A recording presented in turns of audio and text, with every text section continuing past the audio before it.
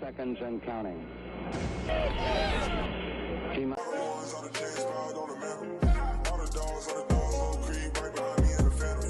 Ladies and gentlemen, Alperon Sengun is your starting center for the Houston Rockets. Hey, what's good, y'all? Welcome back to another video. It's Anish. I joined with DJ, and some major news has just broke down. The Rockets have traded Christian Wood to the Dallas Mavericks, and in return, they are getting Boban Marjanovic, Sterling Brown, Trey Burke, Marquise Chris, and the 26th pick in the 2022 NBA Draft. And this is something that Rockets fans have been wanting for the longest time, and it actually happens. And apparently, this was the worst kept secret of the offseason. Everyone knew that the Rockets were planning on moving from Christian Wood, and it's kind of like obvious, like in the media that the Rockets posted.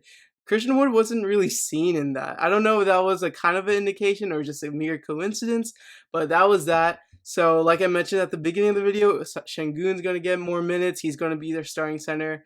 And Garuba is probably going to get more minutes, more playing time. So, this is really good news. I wish the best of luck for Christian Wood. He's going to kill it in Dallas with Luka. That's like the perfect situation, I feel, for Christian Wood. But, DJ, what do you think about this trade? Did you think we lost, or did we fleece, or was it a fair trade? And what do you think about the players that we got in return, too? I mean, Christian Wood's value is one that's really hard to predict if you're an NBA GM. On one hand, he's such a talent offensively, but on the other hand, defensively, he can be a bit of a liability. His effort is not always there. And he's not exactly the best locker room guy. We know about his whole thing about him not playing the second half of a game because he got into a little argument with the coaching staff with KPJ and all. So he has his own on court as well as I don't know if you consider that off court issues technically. So yeah, he has those things. So it's really hard to really judge where his value is. But I feel like the Rockets, it's hard to grade this trade because I feel like there's another trade coming in place. See, the Rockets traded one player in Christian Wood for 4 players and a pick. So that, I think that puts us at 20 players, which is the max you can have this in the offseason. So the Rockets will either have to cut 5 people to have that 15-man roster, or just make another trade. I feel like what they'll do is try to make another trade. Probably trading Eric Gordon, probably trading some bad contract or something, another pick. This now means Alperon Sengun is our starting center. And as for the pieces we got back, we didn't get back any terrible contract. I'm pretty sure all of these guys that we got back, they're either free agents this year or next year, and they're all making relatively low salaries. This is mainly for the pick, which is what the Rockets wanted. And as for on Dallas' side, they got a good, rim running big man that can play in transition with a guy like Luka Doncic. I really feel like it's going to be a good place for Christian Wood playing alongside a guy like Luka. So yeah, best of luck to him. But as for the Rocket side, I don't think we got fleeced, but at the same time, I don't think we were the ones who did any fleecing.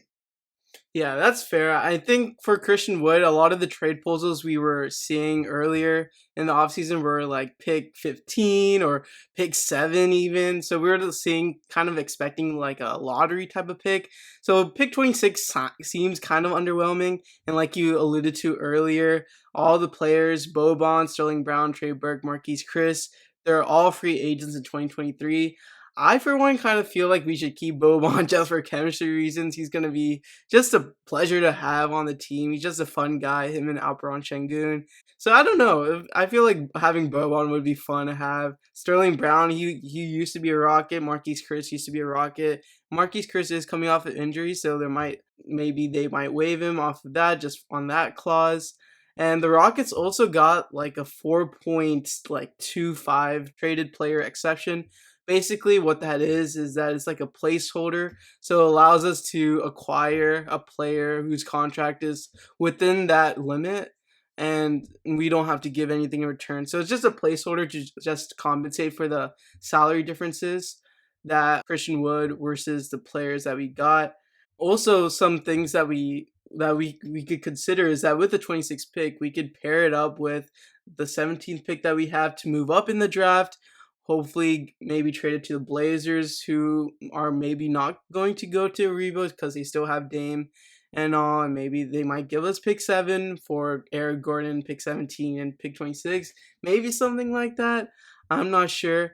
And another thing I wanted to bring up is that the Rockets, they were working out Paolo Banchero in their gym earlier today, and so maybe they saw how great he could be, and they're like, okay, this is not going to work with Wood, so we're just going to trade him. And it seemed obvious, like Christian Wood, he doesn't really fit with the timeline. As great as he is on offensively, like you mentioned, he's not the greatest defensively.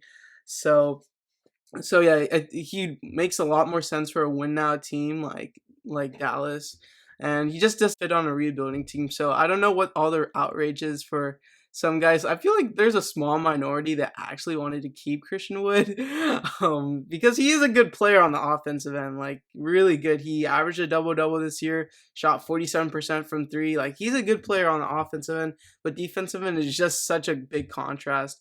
DJ, did you want to talk about like how the team played kind of during the end of the season when they sacked Christian Wood? It kind of like gives us some insight as to how the team would play without him. Right. So basically, like towards the end of the year, we really saw how Kevin Porter Jr. and Jalen Green just like blossomed. Jalen was scoring really well. Kevin Porter Jr. was playmaking, creating for himself as well as for others. They had that, dynamic duo chemistry. And with Christian Wood off the court, they had the ball in their hands more. And it just showed like that run and gun offense was just working. The team was fun to watch. The games were actually really, really close. It wasn't like blowouts like we had in the beginning of the season. And so it was just, I feel like that's what the Rockets also saw, the Rockets front office. They saw that, they were like, you know what? We can get someone with this number 3 pick. And it just shows like Christian Wood, he's not exactly helping the team. He's not exactly like a detriment per se either, but he's just there. So they decided to just trade him while he still had some fair value. He is a free agent next year, so he's on a final year of his deal. Any team that like wants him can just use him for like a contract year where if he plays really well, he can earn himself a great contract versus, if he doesn't, then he'll get the contract he deserves. But other than that, the Rockets, I think, are made a good decision in trading Christian Wood. I do feel like we could have gotten a little bit of a better trade. Maybe if we would have traded him at the deadline, per se.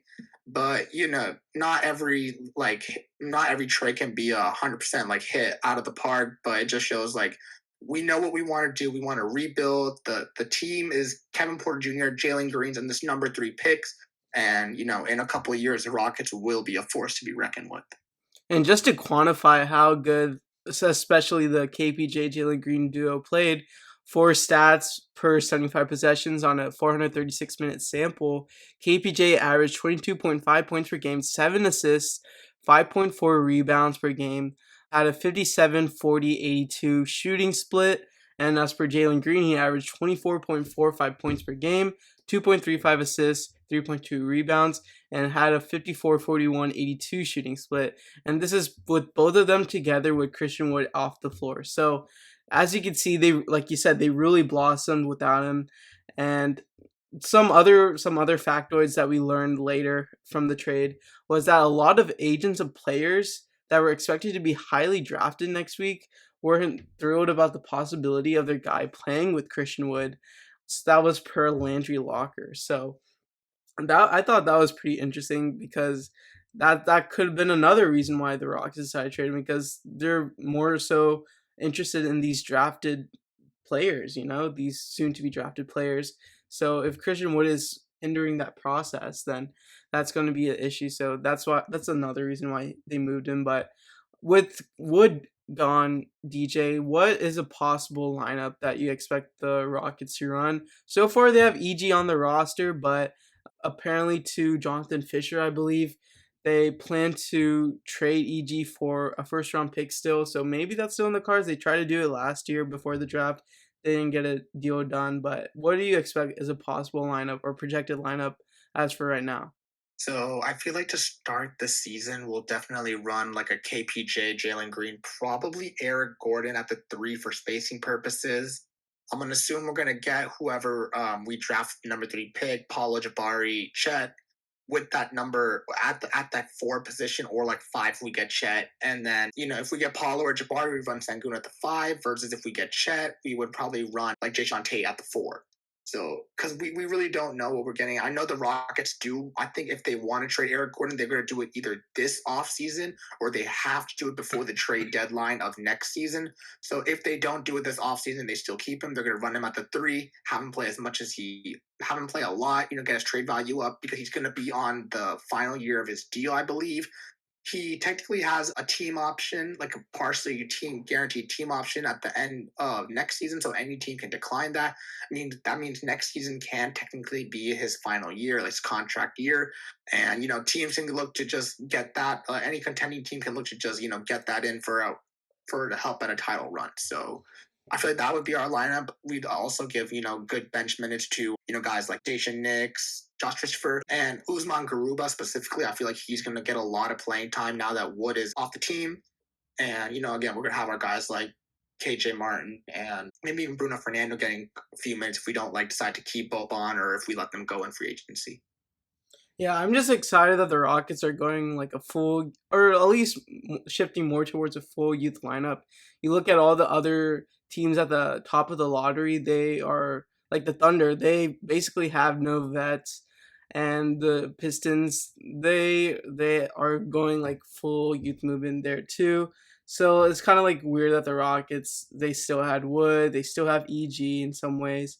So, I mean, if EG stays, I wouldn't hate it. He's like the one vet I don't mind having on this roster. He's a good guy to have in your building. He's been here for a long time. He's a stand-up guy. So, I wouldn't mind having EG, but if he is going to get net you a first round pick or so for a rebuilding team, that I think that makes the most sense, especially at like what age and injury history you're dealing with too.